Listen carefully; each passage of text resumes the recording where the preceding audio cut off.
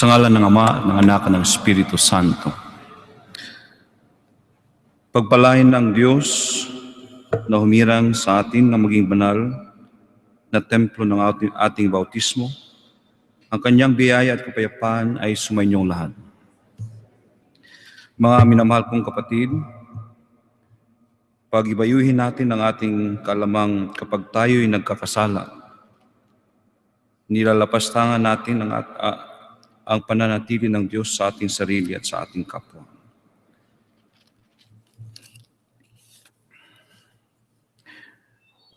At upang tayo maging marapat na gumanap sa banal na pagdiriwang ito, sabay-sabay nating dasalin. Inaamin ko sa makapangyarihang Diyos at sa inyo mga kapatid na lubha kong nagkasala sa isip, sa salita at sa gawa. At aking pagkukulang, kaya isansama ko sa mahal na Birheng Maria, sa lahat ng mga anghel, sa inyo mga kapatid, ako'y panalangin sa ating Panginoon Diyos. Kawan tayo ng makapangyarihang Diyos, patawarin tayo ng ating kasalanan at patubayan tayo sa buhay na walang hanggan.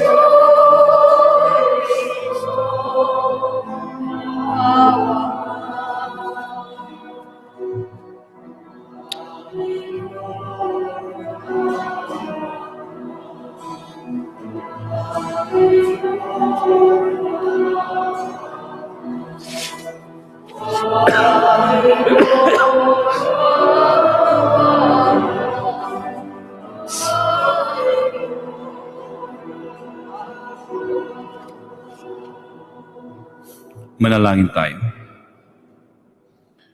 Ama naming makapangyarihan, ikaw ay may bigin at butihin sa tanan. Itinuturo mo ang lunas sa kasalanan ay nasa pusang pagpapakasakit, pagdalangin at pagmamalasakit. Tunghayan mo ang aming pag-amin sa nagawang pagsuway upang sa pagpapatirapang aming budhi sa inyong harap, kami laging mong may bangon dahil sa iyong pag-ibig na tapat sa pamamagitan ni Jesucristo kasama ng Espiritu Santo magpasawalang hanggan.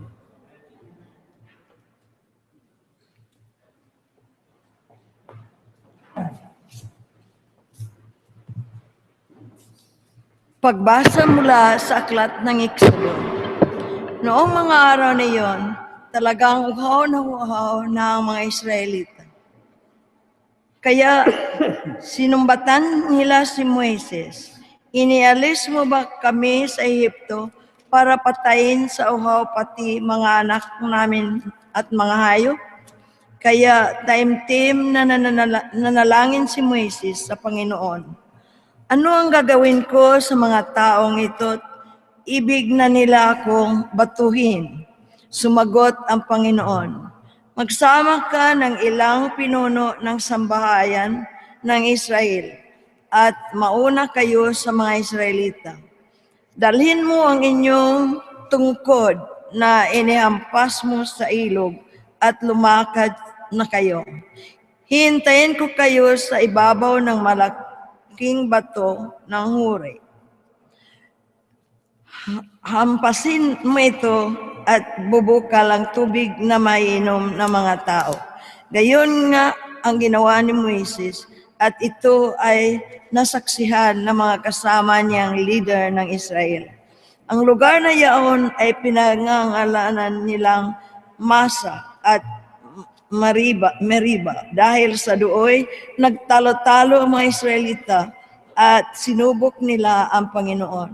Ang pinagtalunan nila ay kung pinapatnubayan sila ng Panginoon o hindi. Ang salita ng Diyos. Salmong Tugon, Panginooy, inyong dinggin, huwag ninyo siyang salingatin. Salungatin. Tayo ay lumapit sa ating Panginoon, siya ay awitan, ating papurihan, ang batong kublihan natin kalakasan. Tayo ay lumapit sa kanyang harapan na may pasalamat, siya ay purihin ng mga awiting may tuwa at galak. Panginooy, inyong dinggin, huwag niyong salingatin. Tayo ay lumapit sa kanya'y sumamba at magbigay galang. Lumuhod sa harap nitong Panginoong sa ating lumalang. Siya ang ating Diyos, tayo ay kalinga niyang mga hirang, mga tupa tayong inaalagaan. Panginoon, inyong dinggin, huwag niyo siyang salungatin. Ang kanyang salita ay ating pakinggan. Inyong puso'y huwag patigasin, tulad ng ginawa ng inyong magulang. Nang nasa Meriba, sa ilan ng Masa, ako ay tinuksot doon ay sinubok ng inyong magulang, bagamat nakita ang aking ginawang silang nakinabang. Panginoon, inyong dinggin, huwag niyo.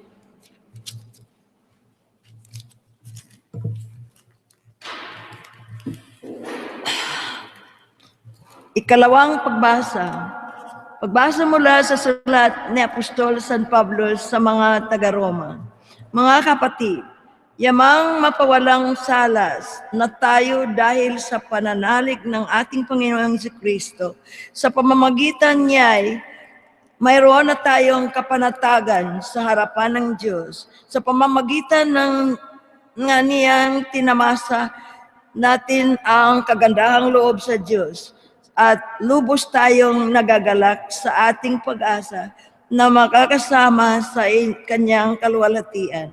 Hindi tayo nabibigo sa ating pag-asa sapagkat ang pag-ibig ng Diyos ay ibinuhos sa ating mga puso sa pamamagitan ng Espiritu Santo na ipinagkaloob na sa atin.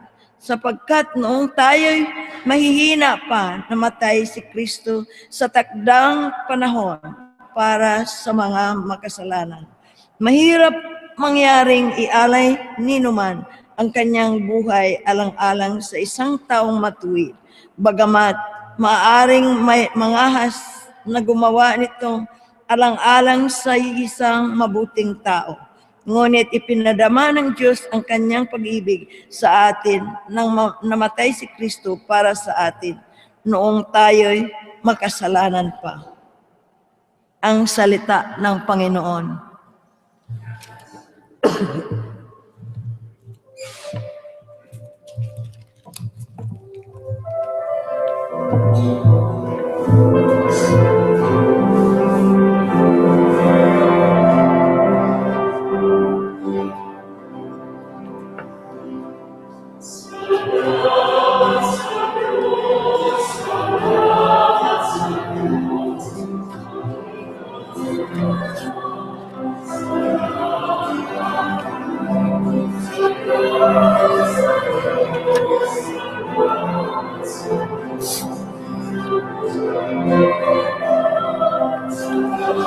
Salamat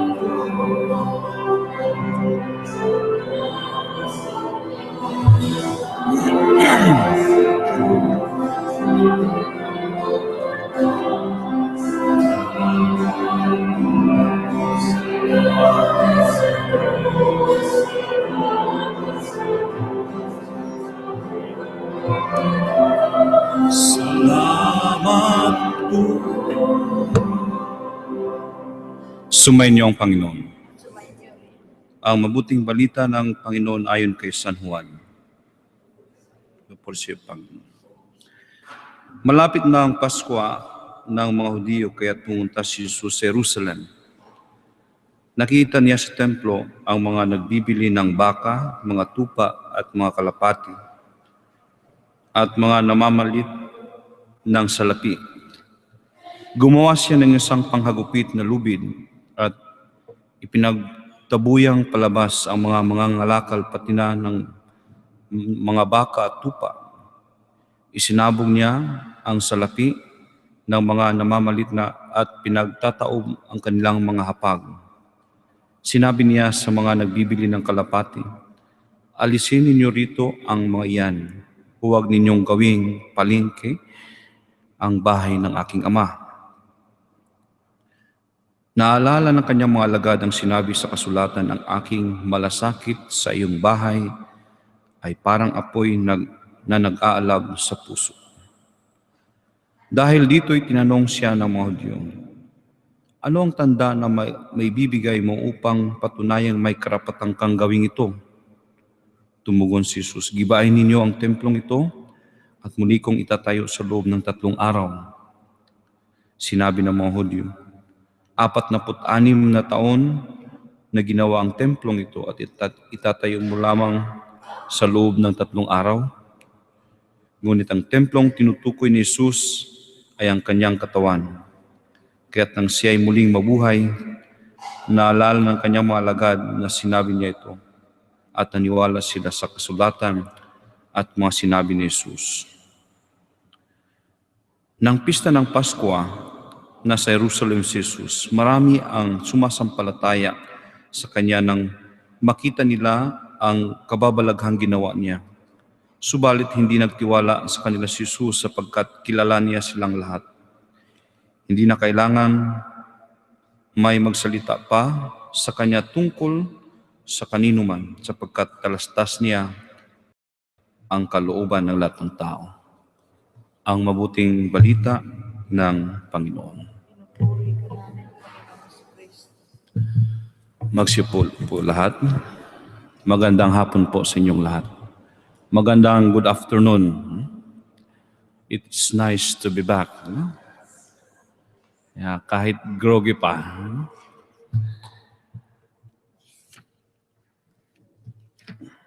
Tayo po ngayon ay nasa ikatlong linggo na ng Kwaresma.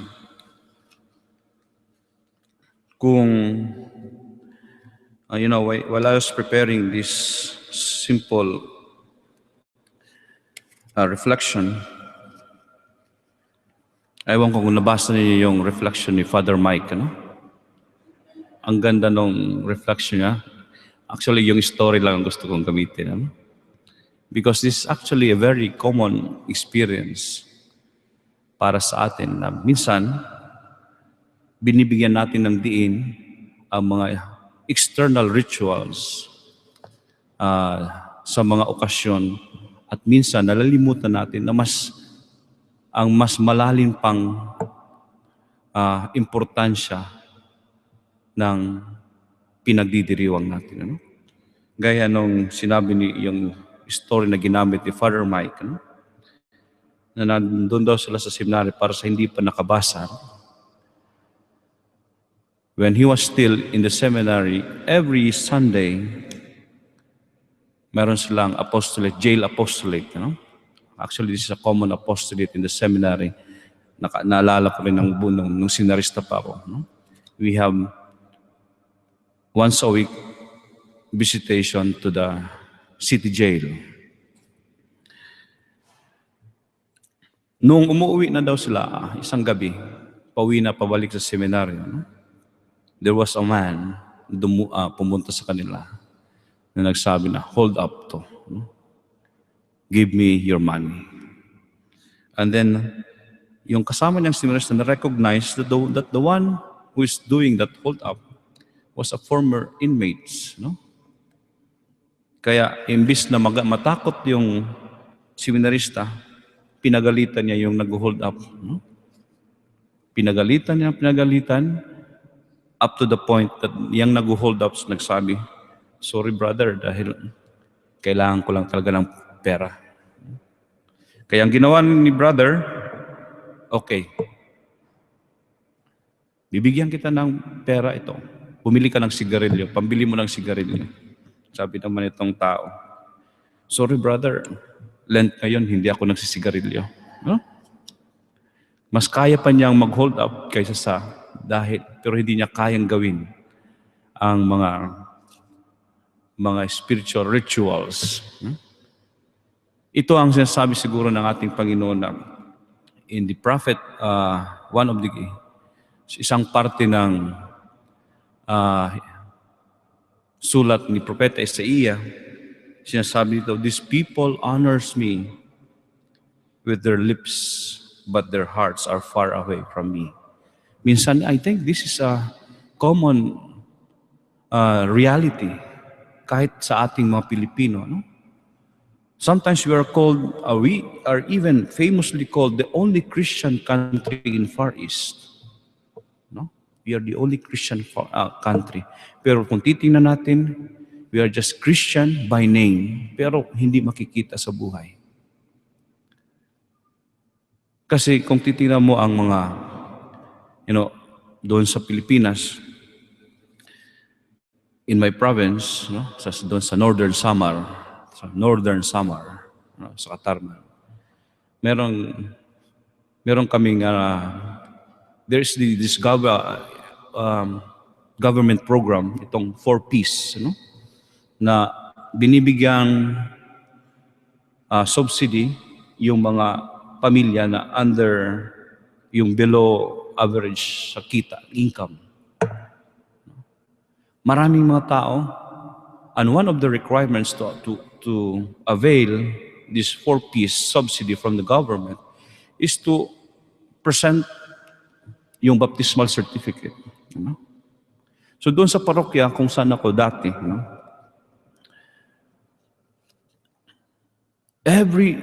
almost every day makikita ang daming mga tao kumukuha ng mga baptismal certificate. And then sabi ko, ang dami palang mga Kristiyano dito sa atin. Ang dami pala yung mga kumukuha doon, hindi mo makikita yan sa ordinary Sunday masses. Ang sabi ko, ang dami palang mga Kristiyano natin dito.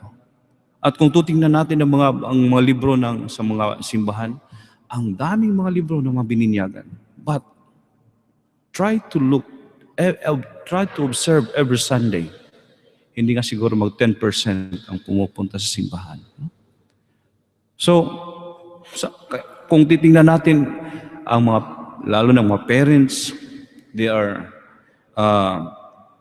sa mga bata, when they are preparing for baptism, sa mga bata nila, parang dami nilang mga rituals na ginagamit para lang mabinyagan ang bata nila. Pero after binyagan, wala na rin. So, these people, ito ang sinasabi siguro ng ating these people honors me with their lips, but their hearts are very far from me. So, siguro sa ngayong panahon ng ikatatlong linggo ng Kwaresma, I think this is an invitation for each and every one of us to once again examine ourselves. If we are really, kung nasan ba tayo sa daan, ang ating paglalakad dito sa mundong ibabaw. That's why it's always good, we are always encouraged to have a retreat. Kahit nga kaming mga pari, every year we are encouraged, it is a canonical provision that we should always have a retreat. And I think this is not only for priests, but for all of us Christians to have a retreat. If you will try to look on the meaning of retreat, in the what do you call this one? Sa term ng mga sundalo, sa tactical term, retreat is something like, it is not actually Pag sinabi ng leader retreat, hindi yan kaduwagan. No? It means atras muna because sometimes, gaya nangyari sa Mama Sapano siguro, sa massacre, hindi nila alam where are the bullets are coming from. So ang dapat ang gawin is to atras, to make retreat, para makita kung nasaan ang kalaban. No? Yan ang isang analogy ng isang retreat.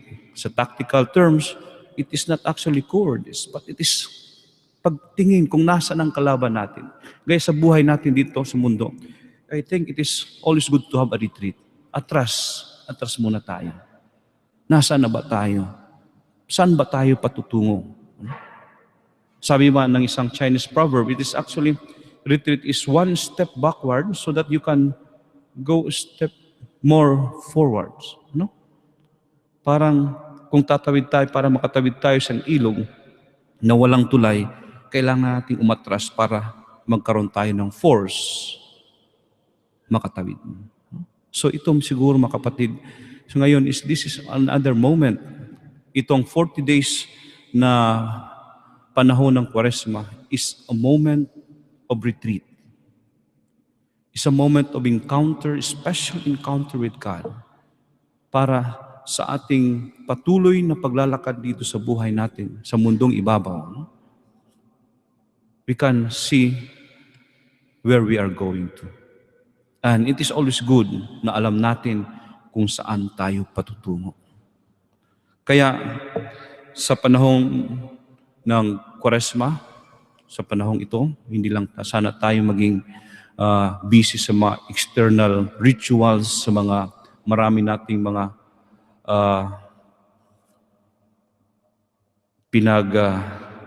sa amin yung mga promises natin sa ating Panginoon. Pero let us go what is really important in our life, especially as a Christian. So, my dear brothers and sisters, as we come together in this temple of God, especially dito sa simbahan ito, ang ating ebanghelyo ngayon, mag-start pa lang ako sa aking action sa ebanghelyo. Ha? So, ilang minutes na. Let us cleanse our hearts. Let us try to cleanse our hearts and our selfish motives and sins. Sa gaya nga, so as we are worried also to take care about the buildings of our temple, gaya ng ating simbahan, let us also remember that our body is the temple of the Holy Spirit. So kahit anumang gawin na sa sarili natin is actually reflecting on how we deal to God. Because remember, we are the image and likeness of God, and we are the temple of the Holy Spirit. And ngayon sa ating ebanghelyo ngayon, we have heard about the temple. Ang ating Panginoon ay nagalit sa templo dahil nilapastangan ng mga tao, na wala ng respeto ang mga tao. Let us remember also, kung ang ating Panginoon ay nagalit sa templo, mas magagalit ang ating Panginoon kung hindi natin din inaalagaan ang katawan natin, ang templo ng Holy Spirit. Kaya, as we gather today in this temple of God, let us cleanse also our hearts and all our selfish motives and sins. And as our act of worship to be authentic, let us strive to deepen our relationship with God through our love of God and of our concern for one another. Magsitayo po lahat. Sumasampalataya ako sa Diyos Amang makapangyarihan sa lahat, na may gawa ng langit at lupa. Sumasampalataya ako kay Kristo, isang anak ng Diyos, Panginoon natin lahat. Nagkatawang tao sa lang ng Espiritu Santo, pinganak Santa Mariang Birhen, pinagsakit ko Poncio Pilato, pinako sa krus na matay inilibing, nanawag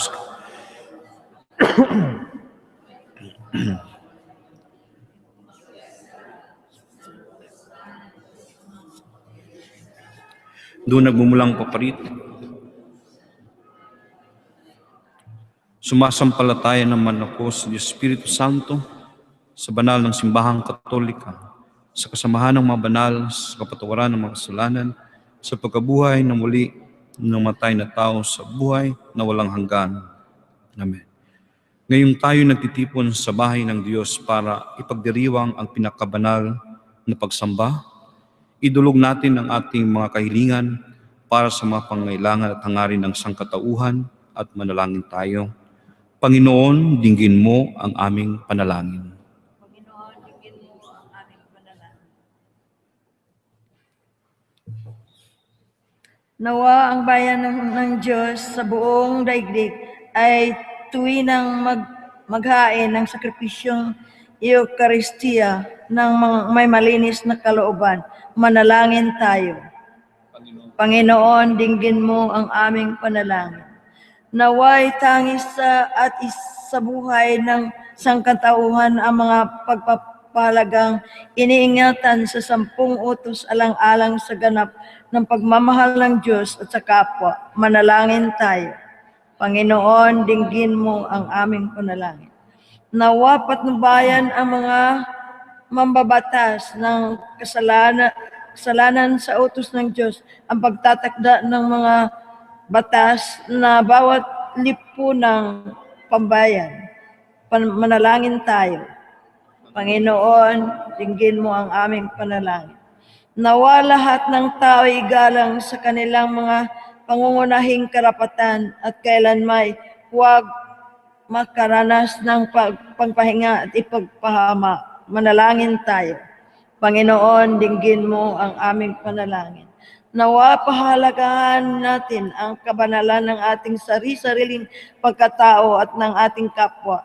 At kailanmay huwag dungisan ito at sa pamamagitan ng mga gawaing makasalanan. Manalangin tayo. Panginoon, dinggin mo ang aming panalangin. Tahimik nating ipanalangin ang ating mga pansariling kahilingan.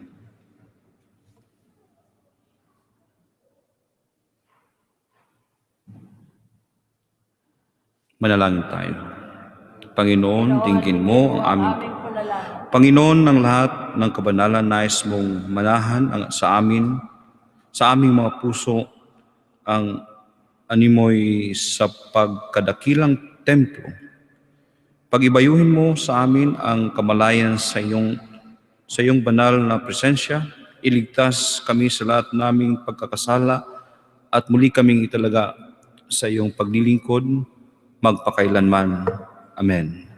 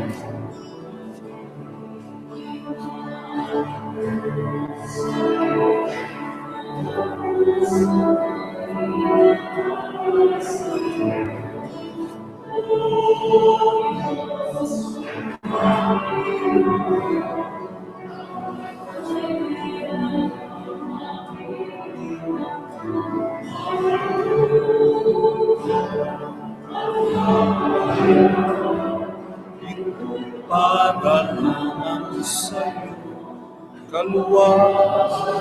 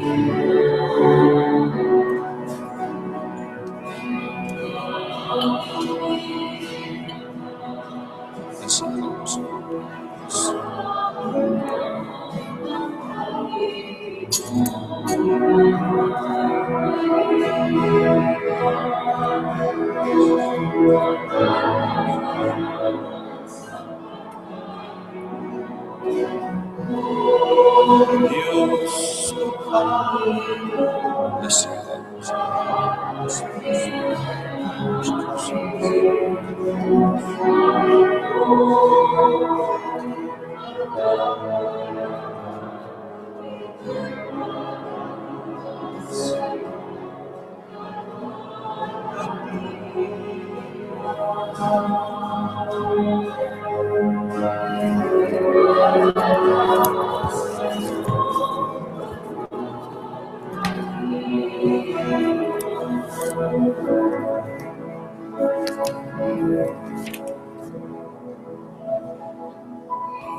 Manalangin kayo mga kapatid upang ang paghahain natin ay kalugdan ng Diyos Amang makapangyarihan. Tanggapin nawa ng Panginoon itong paghahain sa iyong mga kamay.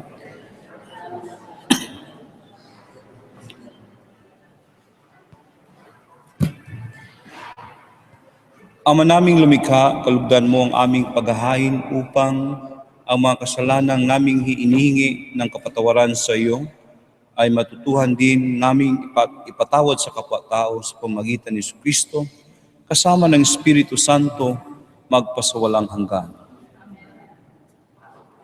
Sumainyo ang Panginoon. Itaas sa Diyos ang inyong puso at diwa. Pasalamatan natin ang Panginoong ating Diyos. Ama naming makapangyarihan, tunay ngang marapat na ikaw ay aming pasalamatan sa pamagitan ni Kristo na aming Panginoon. Sa pagbabakasakali mong kami mabubuti, isinugo mo si Kristo upang pangunahan kami. Bilang pagsunod sa iyong atas na bigay, ipinahayag ng iyong anak ang iyong kalooban na ang mga apitukha ay kanyang damayan. Ngayon ay iyong inihahandog ang pagkakataong aming may sa loob ang kanyang ganap na at kusang paglilingkod upang sa iyo'y lagi kaming makasunod. Kaya't kaysa ng mga anghel na nagsisiawit ng papuri sa iyo, nang walang humpay sa kalangitan, kami nagbubunyi sa iyong kadakilaan.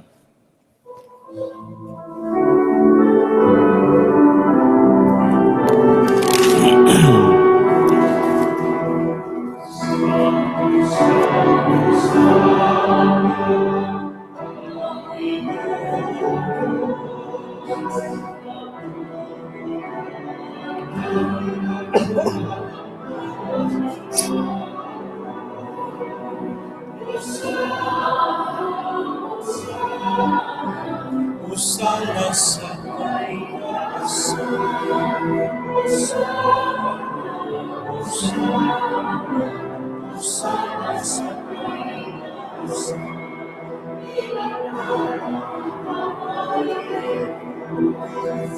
ngalan ng Panginoon, Usana sa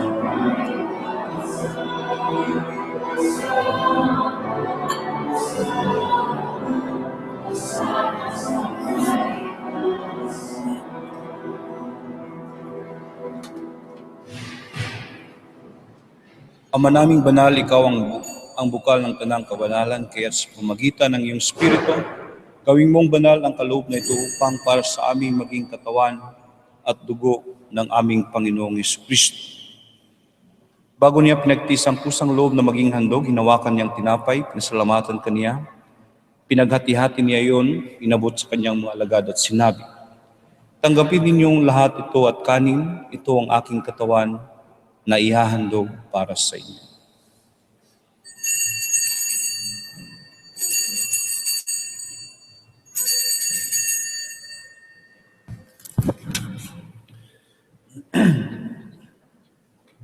Gayon din naman, nung matapos ang hapunan, hinawakan niya ang kalis, muli kanyang pinasalamatan, inabot niya ang kalis sa kanyang mga alagad at sinabi, "Tanggapin ninyong lahat ito at inumin, ito ang kalis ng aking dugo, ng bago at walang hanggang tipan.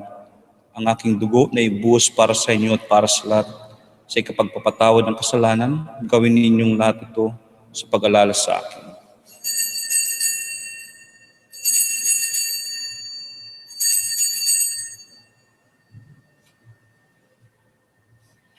Ang misteryo ng pananampalataya.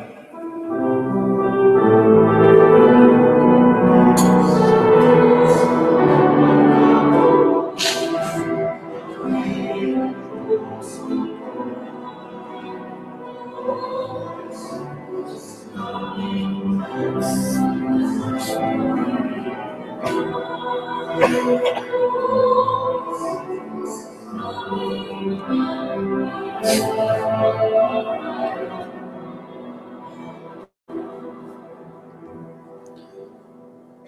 mga ginagawa namin ngayon ng pag-alala sa pagkamatay at muling pagkabuhay ng iyong anak, kaya't inaalay namin sa iyo ang tinapay na nagbibigay buhay at ang kalis na nagkakaloob ng kaligtasan. Kami nagpapasalamat dahil kami iyong minarapat na tumayo sa harap mo para maglingkod sa iyo.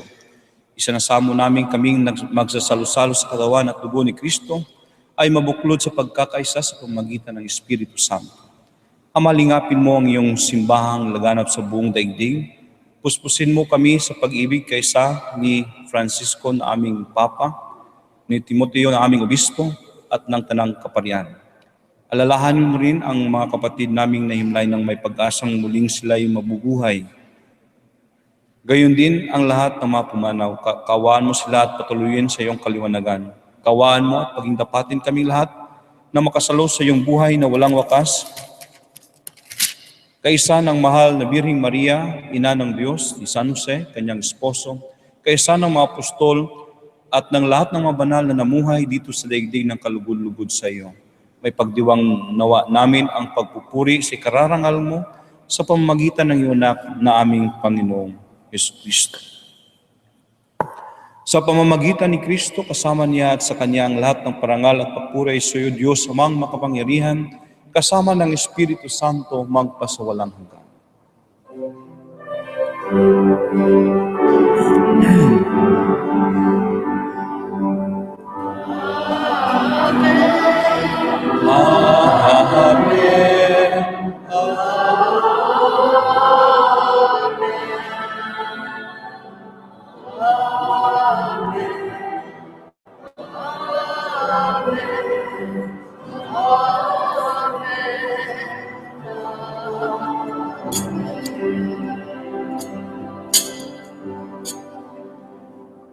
Sa tagubilin ng mga nakagaling na utos sa turo ni Jesus na Panginoon natin at Diyos, ipahayag natin na lakas mo.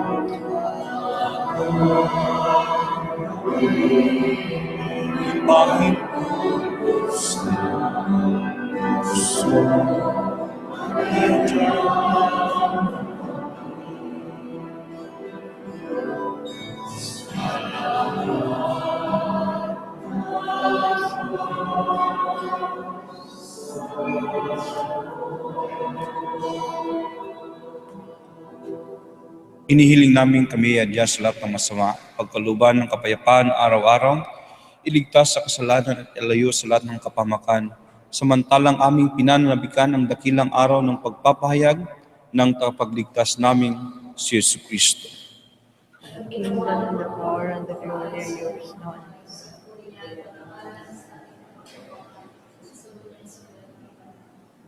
Panginoong Yesu Kristo, sinabi mo sa iyong mga apostol, ang kapayapaan ang iniiwan ko sa inyo, ang aking kapayapaan ang binibigay ko sa inyo. Tunghayan mo ang aming pananampalataya at huwag ang aming pagkakasala. Pagkalooban mo kami ng kapayapaan at pagkakaisa ayon sa iyong kalooban, kasama ng Espiritu Santo, magpasawalang hanggan. Amen. Ang kapayapaan ng Panginoon ay laging sumainyo. Sumain niyo. Magbigayan kayo ng kapayapaan sa isa't isa. Peace be with you. Peace be with you.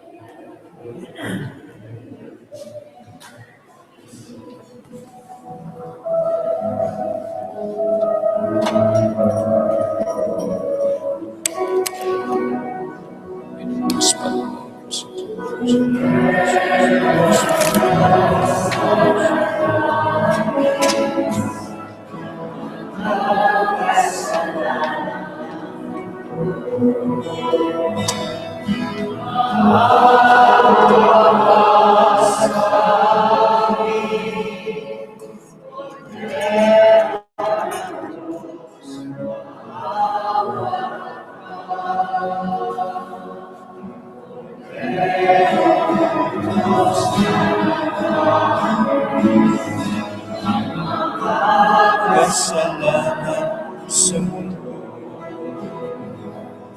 ikaw sa amin. Kordero ng Diyos, maawahan ka.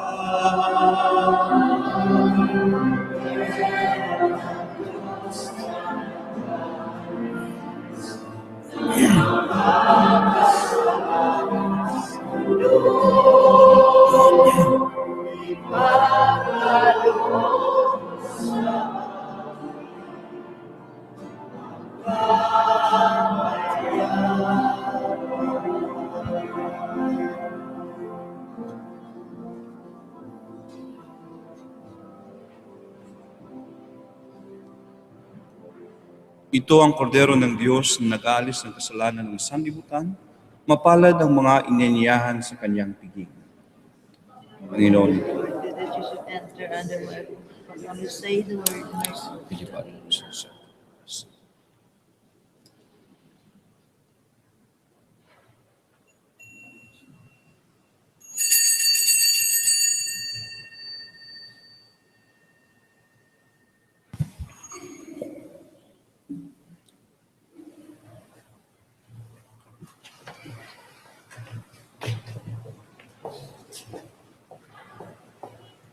Katawan ni Kristo.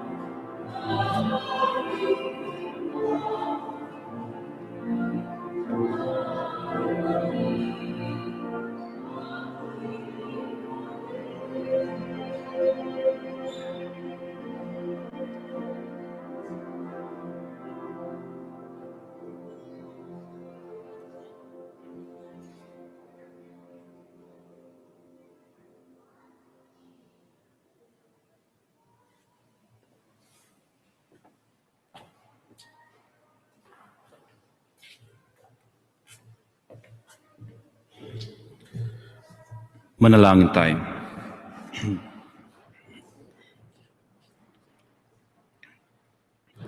Ama naming mapagmahal, sa pakikinabang namin sa iyong banal na piging, pinagsalusaluhan namin ang bigay mong pagkain. Ang ginaganap namin ngayon sa pagdiriwang ay lubos nawang mangyari sa gawain namin araw-araw sa pamamagitan ni Kristo kasama ng Espiritu Santo magpasawalang hanggan. Sumainyo ang Panginoon. Magsiyo ko kayo at ipagpanalangin ang pagpapala ng Diyos. Binigyan tayo ng Ama ng habag ng halimbawa ng di makasariling pagmamahal sa mga pagpapakasakit ng kanyang bugtong na anak sa pamamagitan ng inyong paglilingkod sa Diyos at inyong kapwa, tanggapin nawa ninyo ang marami niyang pagpapala. Amen. Naniniwala kayong sa kanyang pagkamatay, sinira ni Kristo ang kamatayan magpakailanman. Pagkalooban nawa niya kayo ng buhay na walang hanggan. Amen. Nagpakababa si Kristo alang-alang sa atin. Tumulad nawa kayo sa kanyang halimbawa at makibahagi sa kanyang muling pagkabuhay. Amen. At pagpalain nawa kayo ng makapangyarihang Diyos, Ama, Anak, at Espiritu Santo. Maya kayo sa kapayapaan upang mahalin at paglingkuran ang Panginoon sa mamagitan ng pagsunod ng kanyang mga utos. Salamat sa Diyos.